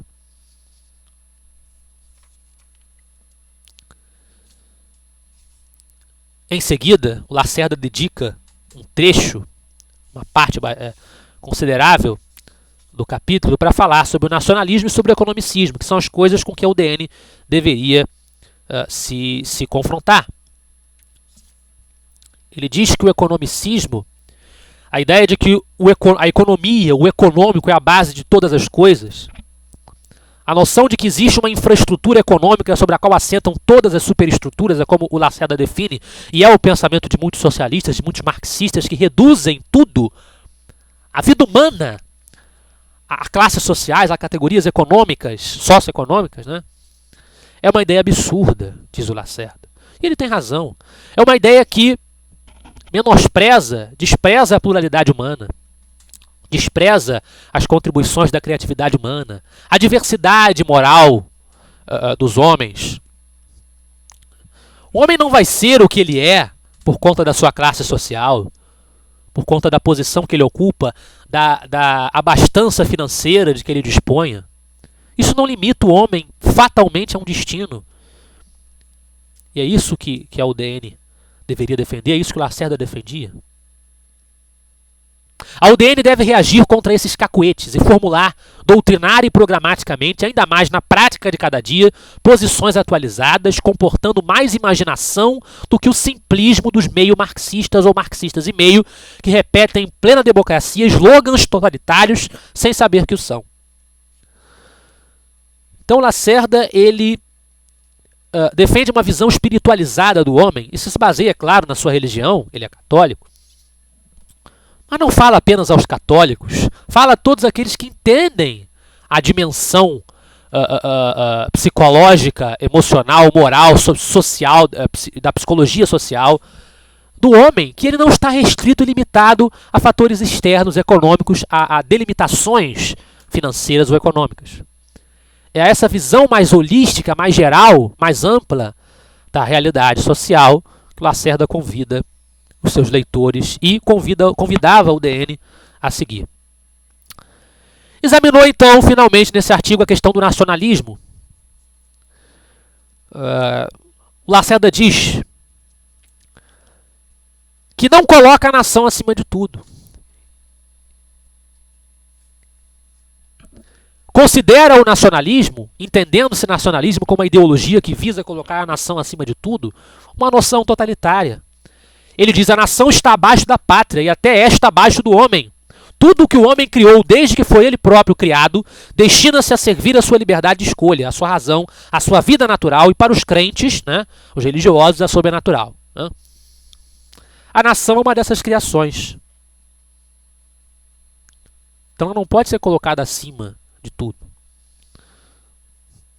O Lacerda faz uma diferença entre patriotismo e nacionalismo exacerbado. Não há nenhuma dúvida de que o Carlos Lacerda amava o Brasil, de que o Carlos Lacerda defendia o Brasil. Muitos conservadores e liberais desprezam o Brasil de uma maneira tão radical que particularmente nos assusta, e no Lacerda, pelo menos, eles não vão encontrar eco, porque de fato o Lacerda era um patriota. Ele defendia o Brasil, amava o Brasil, entendia a existência de um Brasil, defendia a manutenção da existência de um Brasil. Ele não entrava em afãs separatistas, todo respeito aos separatistas, mas era ponderado, era sensato, e sabia que não se poderia colocar essa noção de país, de nação, acima da liberdade do homem, usar esse jargão do nacionalismo como desculpa para justificar totalitarismos virulentos, justificar ditaduras, com base em um ufanismo invasivo, um ufanismo totalitário.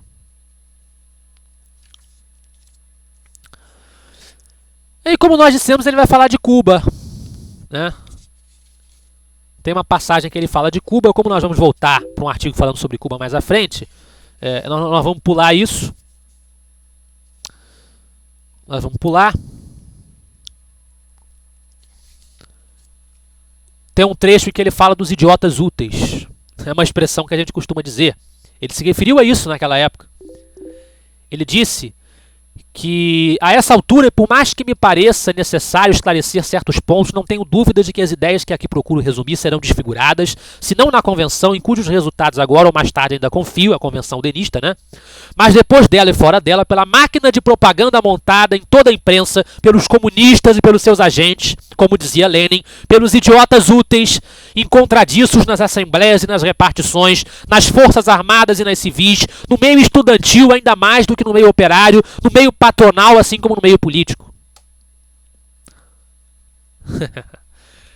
Nenhuma diferença fundamental do que nós vemos hoje. Nenhuma.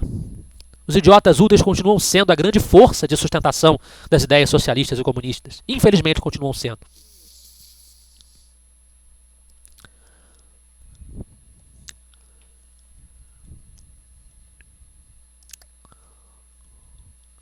Então, Lacerda diz: somos uma nação anticomunista, e isto devemos dizer claramente até para converter muitos brasileiros que julgam o anticomunismo uma posição reacionária e têm medo de ser confundidos com os reacionários como o ditador Batista, apoiado pelos comunistas, o ditador Perón, apoiado pelos comunistas, o ditador Hitler, apoiado para subir ao poder em 1933 pelos comunistas e para fazer a guerra em 1939 pela Rússia comunista.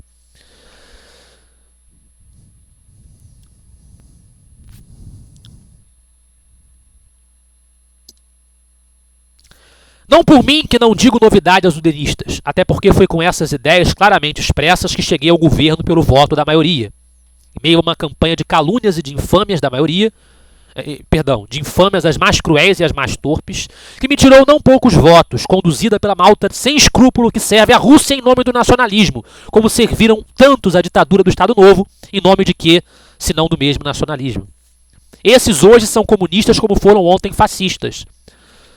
Tudo pela metade, tudo sem grandeza nem dignidade, servindo-se de outros rótulos para esconder seus venenos, evitando ser ao menos o que o verdadeiro comunista era, um homem que se preparava para viver coerentemente as suas ideias. Isso, evidentemente, Lacerda falava de si mesmo. Porque, de fato, o comunismo é um refúgio da canalice. No fim das contas, acaba sendo basicamente isso. Então, é essa a proposta que o Lacerda tem para a UDN, e ele ainda frisa: pensemos nos patrões pequenos, médios e grandes, tratados como corpos estranhos numa sociedade que caminha para o socialismo de Estado, sem saber e quase sem sentir. Lembremos-nos que não existe liberdade política sem liberdade econômica, assim como não existe liberdade econômica sem liberdade de conhecer, compreender e concorrer. A defesa categórica do capitalismo liberal, feita por Carlos Lacerda, e que ele defende como tendo que ser o programa da extinta UDN.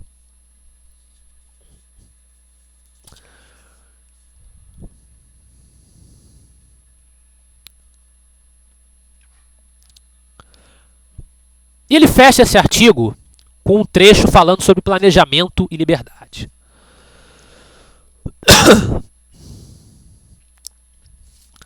Ele diz que e sempre vai haver, do ponto de vista do governo, porque o Lacerda não era um anarcocapitalista, claro que não, ele era um político, ele defendia a existência do Estado, e vai haver sempre um planejamento no Estado, um planejamento administrativo, e vai se relacionar com a liberdade de iniciativa dos empresários, né, na economia propriamente dita.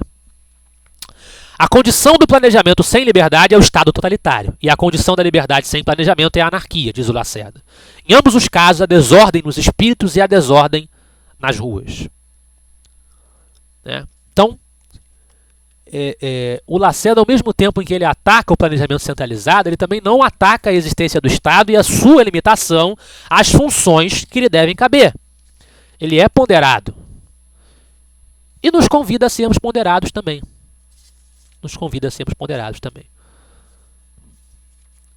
Olha, é de uma riqueza, esse livro é de uma riqueza absurda. E precisa ser, como toda a obra do Lacerda, como toda a trajetória do Lacerda, precisa ser revisitado pelos brasileiros, pela direita brasileira que nasce agora, pelos liberais, pelos conservadores, pelos curiosos. Precisa ser visitado. Ele descreve também algumas das suas propostas nos outros artigos que vêm a seguir. Ele descreve algumas das suas propostas que ele de fato implementou, provando na prática a sua capacidade de percepção dos problemas de infraestrutura do Rio de Janeiro e do Brasil. Ele agiu, ele fez. Era um homem que tinha uma habilidade fantástica nas palavras. Era um homem da oratória. Provavelmente o maior orador político do Brasil República da segunda metade do século XX, com certeza. Mas era um homem de ação. Ele não se limitava às palavras. Não se limitava às palavras.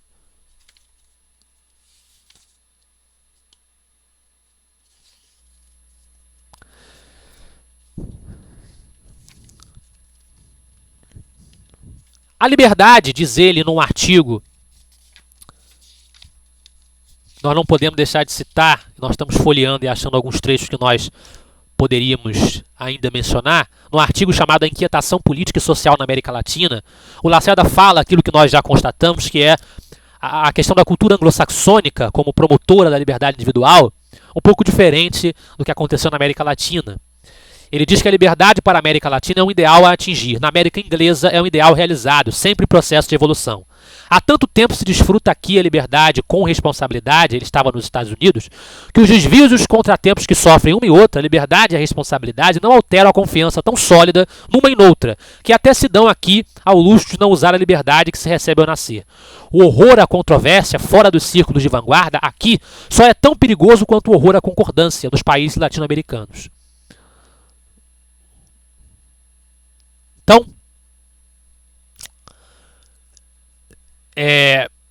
ele percebeu essa diferença cultural. Ele fala muito dos Estados Unidos porque ele conheceu a realidade americana, ele conheceu a realidade da influência da cultura anglo-saxônica. E ele mostra que isso tem influência no destino que as nações da América anglo-saxônica e da América Latina tiveram. Muito mais do que qualquer relação que as nações ditas subdesenvolvidas possam ter tido com as suas metrópoles no tempo de colônia, do que os estrangeiros, os imperialistas americanos, como se gosta de grazinar, né, possam ter na nossa realidade. O principal recado do Lacerda é: assumamos as nossas responsabilidades, a culpa é nossa. Enquanto nós não entendemos isso, as coisas não vão mudar. Enquanto nós não entendemos que as opções erradas foram nossas, as coisas não vão mudar. Enquanto nós não percebemos que nós temos que abandonar esse discurso estúpido de um nacionalismo ufanista ou de um socialismo mequetrefe, canalha, canastrão, que nunca funcionou em lugar nenhum do mundo, essa miséria cultural, essa defesa de uma desagregação total de valores morais, esse desprezo pelos valores morais, essa vontade de querer ver, como diz o Chesterton, que a quinta-feira é melhor que a quarta-feira simplesmente porque veio depois. E com isso nós aceitamos vários modismos ignorantes e imbecis que se formam com promessas utópicas que não levarão a lugar nenhum. Enquanto nós não acordarmos para isso e ficarmos culpando a maldade dos estrangeiros, o capitalismo, o imperialismo americano, nada vai mudar. Nós vamos continuar caminhando rumo ao precipício. A esperança está em quem atenta para isso, em quem olha para grandes exemplos, para boas ideias, em quem olha, por exemplo, para Carlos Lacerda.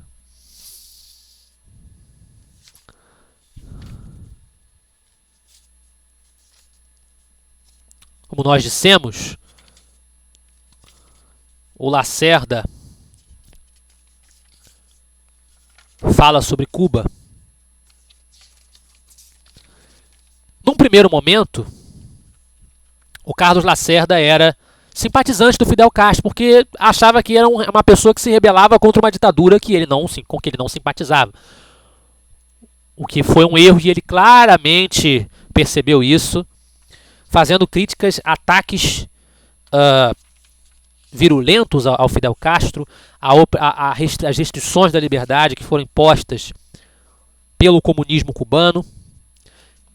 Então ele diz, assim como a vitória da ditadura de Fidel Castro em Cuba é o começo da vitória do comunismo nas Américas, a derrota de Fidel Castro em Cuba será o começo da derrota do comunismo no mundo. Nos perguntamos, a ditadura cubana continua até hoje tendo uma forte influência simbólica nas esquerdas americanas e permanece viva, permanece existindo.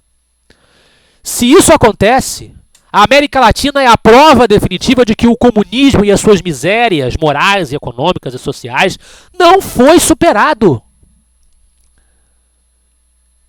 E a América Latina tem um papel fundamental nessa superação, porque cabe a ela se livrar das suas mazelas. Cabe a ela assumir a sua responsabilidade. É sempre volta a bater na mesma tecla. Cabe a ela assumir as suas responsabilidades. Lutar contra as suas próprias misérias. Reconhecer as suas fraquezas.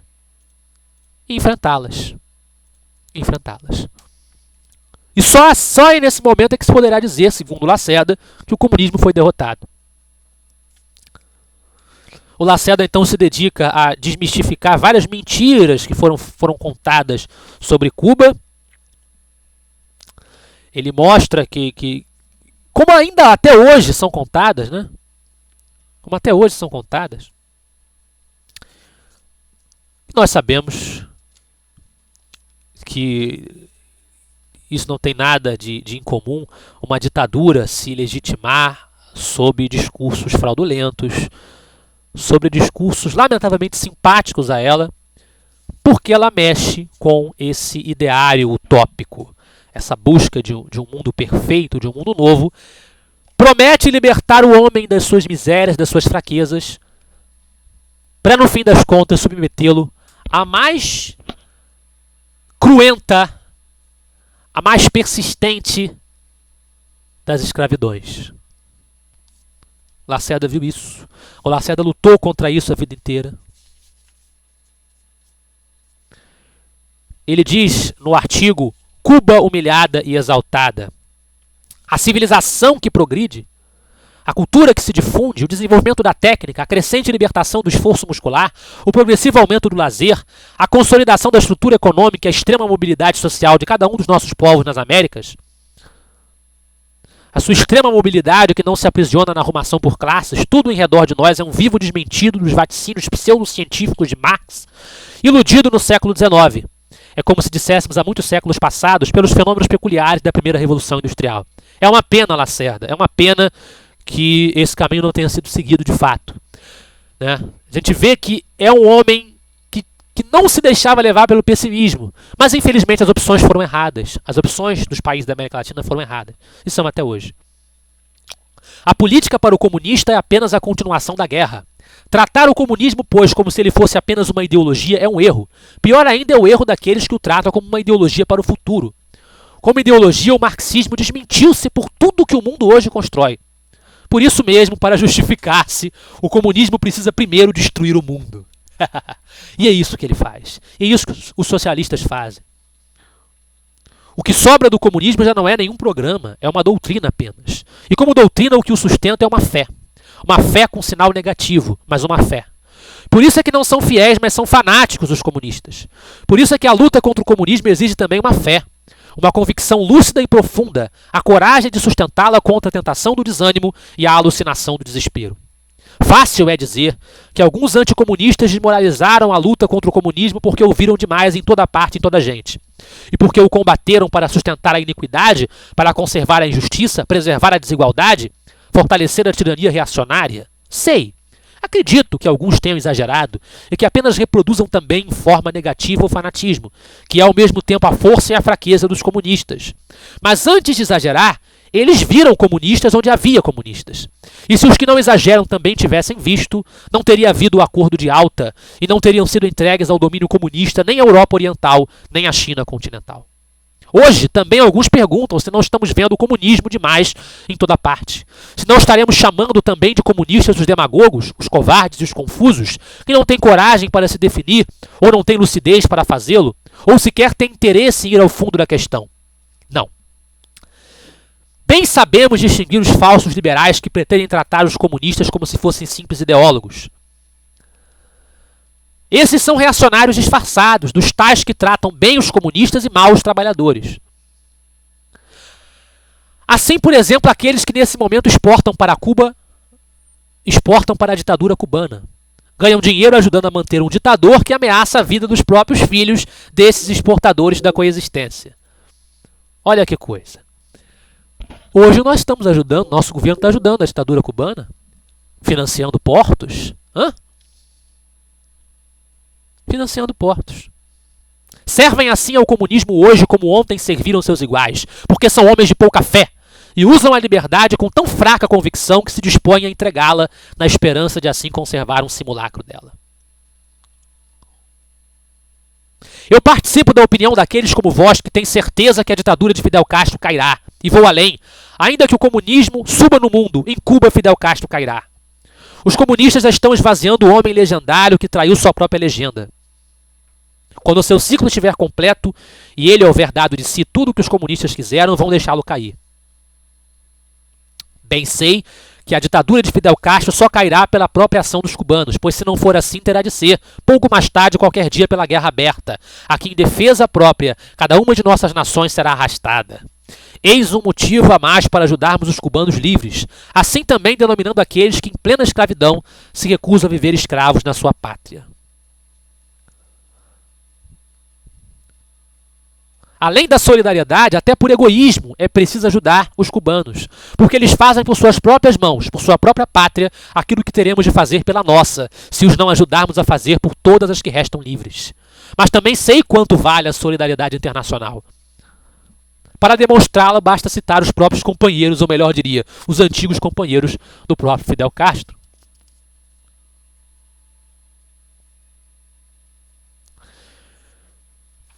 Meus amigos, a realidade é que a presença do comunismo como referencial simbólico, sobretudo Cuba, ainda é forte nas nossas esquerdas. A verdade é que a nossa submissão a esses pontos de vista economicistas, o uso de argumentos, de desculpas e bravatas nacionalistas para justificar os maiores absurdos, a aceitação de utopias totalitárias, tudo isso continua sendo uma lamentável realidade no nosso Brasil de hoje, no nosso mundo de hoje. Mas especificamente no nosso Brasil de hoje. E é por isso que nós não podemos esmorecer. Nós devemos lutar, devemos acreditar ter fé nas nossas convicções, nos organizar e estudar os referenciais que nós temos, como Lacerda nos ensina, nos defendia já na sua época, como praticamente um guerreiro solitário num país surdo às suas veementes, convictas, sinceras afirmações. Um homem que cometeu seus erros, teve seus defeitos, mas jamais deixou de mudar de opinião quando percebia que precisava mudar. Um homem que não tinha compromisso com o erro. Um lutador. Todos aqueles que querem um Brasil melhor, que querem um mundo melhor, que acreditam que essa infantilidade, essa afobação das esquerdas é um dos entraves a que se chegue a essa melhora, a esse amadurecimento, que querem que o país, a nação amadureça como o homem Lacerda amadureceu, com certeza o referencial que ele nos dá dos seus pensamentos é uma ajuda para construir o roteiro que nós devemos seguir para fazer isso, em primeiro lugar, conosco mesmos e apenas depois, concomitantemente, mas consecutivamente, transformando, melhorando a nação. Bem, esse áudio já se alonga demais, nós vamos encerrar. Como nós dissemos, nós usaríamos também aquele livro de cartas do Lacerda. Não usamos, vamos usar no final. Porque nós vamos ler uma carta que ele escreveu no começo do regime militar brasileiro, tendo apoiado a intervenção militar. O Lacerda se voltou contra ela, porque percebeu que ela seguiria um caminho burocrático, um caminho tecnicista, um caminho que não apelaria ao povo, um caminho que não se esforçaria de fato em destruir as utopias, os populismos, as estruturas viciadas da política nacional que continuam presentes até hoje. E o regime militar não o destruiu. Percebendo que os militares iriam trair o movimento de 31 de março, seja como for que os ouvintes encarem aquela circunstância, não se pode negar a fibra moral do Carlos Lacerda e, portanto, o merecimento que ele tem de ser homenageado nesse seu centenário. E essa carta demonstra com uma insofismável clareza o que nós estamos dizendo. Então nós vamos lê-la. Ela foi escrita quando Lacerda estava na cadeia, preso pelos militares, aos quais ele tinha apoiado. Para minha mulher e meus filhos, como vocês sabem, desde que fui preso há 6 dias, não tomo nenhum alimento, apenas água, para aumentar a resistência à inanição. Bem sabem vocês quanto me custa submeter-me e a vocês a esta tortura. Mas também sabem que é neste país de farsas e imposturas uma decisão séria que será levada até o fim. Hoje vocês viram o último exame, já acusando a acidose, a albumina e os primeiros sinais de nefrite. Por isto vocês que sabem quanto quero bem a vida que vocês me dão, ainda mais grato me deixam pela compreensão e pela resignação com que suportam esta decisão. Ela é tomada por vocês e por todos, até mesmo pelos que sabem de nada e pelos que sabendo fingem que não sabem. Sempre disse aos militares, no dia em que vocês cometerem contra o povo brasileiro o crime de levar mais uma vez este Brasil ao domínio de um grupo de ambiciosos, antidemocrático, e como vocês sabem muito bem, ainda por cima inepto e tão corrupto quanto os que mais o sejam, terão de me ouvir ou me matar. Não pude lutar pelas armas. O comportamento imaturo de casta, menos do que patriotas, de donzelas ofendidas, com que os espertos levaram os oficiais a reagirem a uma provocação dos políticos, não os deixou sequer raciocinar. Agiram por instinto, desprezaram a razão e permitiram, entre outros erros e crimes, a suprema covardia. Injustiça e mesquinharia, que são estas prisões, esta orgia de arrogância e de estupidez. Pois bem, se eles juraram defender o Brasil, também eu tenho esse juramento. E se já não posso defender este povo, mães e filhos como vocês, pela palavra, que é a minha arma, pela ação, que é a minha vocação, defendo-o como posso, com a única coisa que me resta, a minha vida. Espero ainda que um acesso de bom senso, numa reserva de patriotismo, desperte nessa muralha de incompreensão e inconsciência. Essa esperança, não o desespero, move-me ao protesto, que é o jejum voluntário no qual me arrisco a perder tudo o que me interessa na vida, a começar por vocês, meus queridos. Mas fora dela, nada, absolutamente nada me fará voltar atrás da decisão tomada. Os heróis de infantaria vão ver como luta e morre, sozinho e desarmado, um brasileiro que ama a pátria, mas a pátria livre. Se isto acontecer, malditos sejam, para sempre, os ladrões do voto do povo, os assassinos da liberdade. E os que se calaram, e os que consentiram, e os que participaram. Em seu lugar se levante a certeza de que no Brasil há também quem saiba dar a vida para dar o exemplo.